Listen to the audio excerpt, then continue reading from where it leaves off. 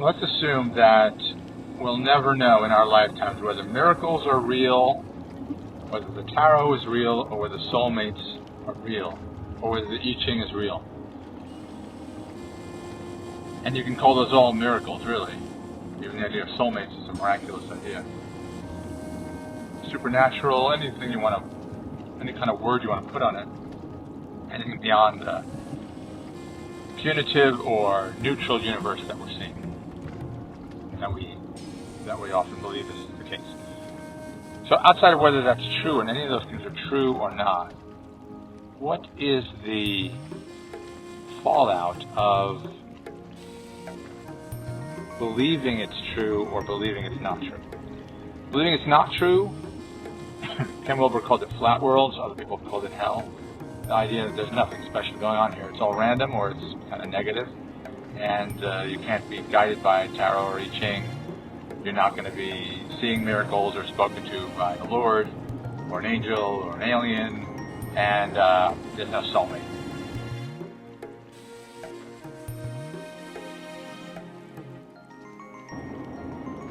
And relationships are basically codependent situations where you're trying to recapture what you didn't have in childhood or that you had in childhood and lost.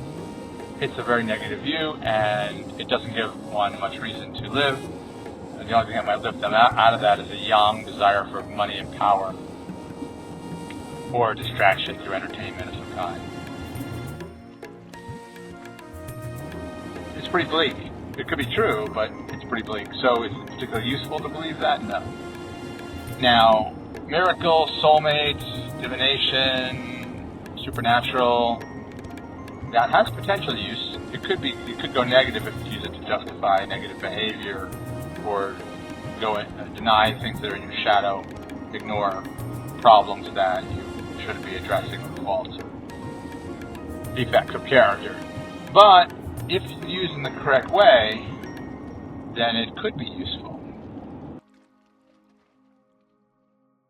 How do we look at this idea that the miracles can happen, that you can be at the center of them? And there's a charismatic church here, which is all about that and growing very quickly because they believe that they can heal people, and apparently it's led to some deaths. But taken in the less extreme, just the idea that you could be miraculously involved in curing.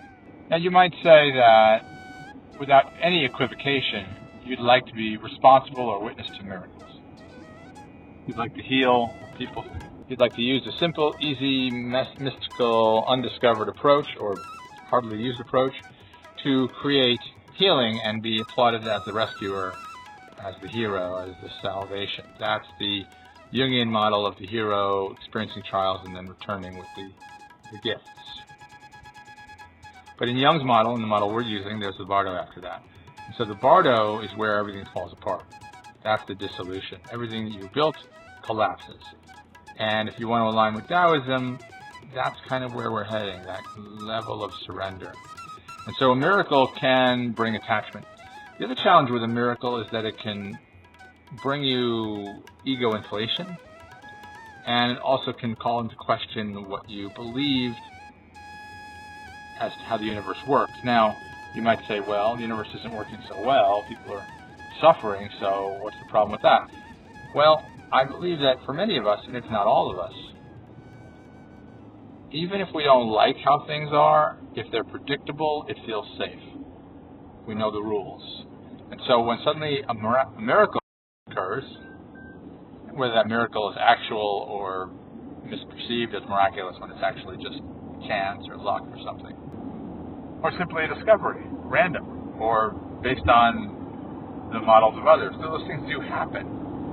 And so the question is how to have a mature attitude towards miracles, and how to have a beginner's mind about soulmates and divination, tarot, I Ching, angels, divine intervention or communication. With beginner's mind, we I don't know if it exists, I'm not closing down to it, I'm open to it. That position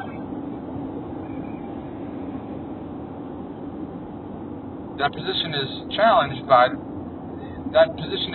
if our lives aren't ideal. If we really would like some advice from a supernatural source, If we really would like a miracle to make our lives have meaning and lift us out of the mundane or the negative viewpoint, if we really want a soulmate to save us from unhappiness and make us filled with meaning and joy and love.